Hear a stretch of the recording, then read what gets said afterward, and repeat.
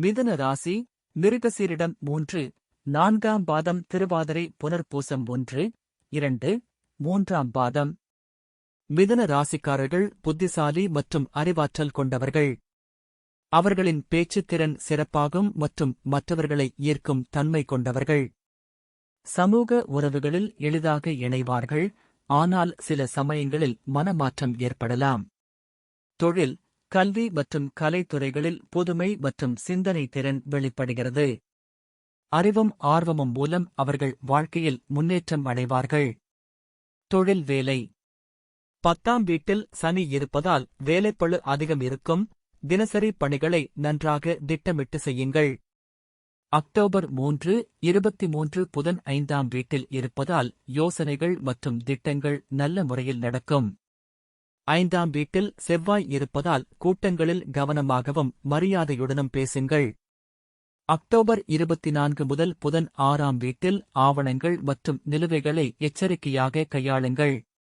October 27 முதல் செவ்வாய் 6ஆம் வீட்டில் இருப்பதால் மேலதிகாரிகளுடன் வாக்குவாதங்களை தவிர்க்கவும், பணிகளை சரியான நேரத்தில் முடிக்கவும். கடைசி வாரத்திலிருந்து நிலைமை சிறப்பாக மாறும். நிதி பொருளாதாரம். செலவுகள் அதிகரிக்கும், தவறான முடிவுகள் நஷ்டத்திற்கு காரணமாகலாம். வாகனம், குடும்ப தேவைகள் தொடர்பான செலவுகள் ஏற்படும்.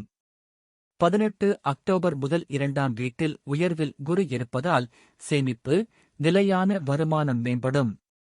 ஆபத்தான முதலீடுகளை தவிர்க்கவும், பழைய தவறுகளை திருத்த நல்ல நேரம்.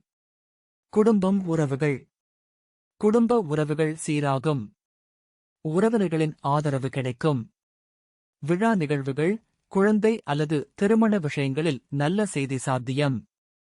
17 அக்டோபர் முதல் சூரியன் 5ஆம் வீட்டில் நீசம், மென்மையான பேச்சு அவசியம். 2ஆம் வாரத்திற்குப் பிறகு குழந்தை ஆரோக்கியம் கவனிக்கவும். ஆரோக்கியம்.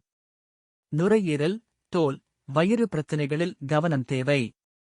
3ஆம் வாரத்திலிருந்து நலம் மேம்படும், போதுமான நீர், தூக்கம் அவசியம். இந்த மாதம் மிதமான முன்னேற்றத்தைக் கொடுக்கும். மன அழுத்தம் கூடும். பேசும்போது கட்டுப்பாடு அவசியம், இல்லையெனில் தேவையற்ற சிக்கல்கள் உருவாகலாம். 3ஆம் வாரத்திற்குப் பிறகு நிலைமைகள் மெதுவாக மேம்படும்.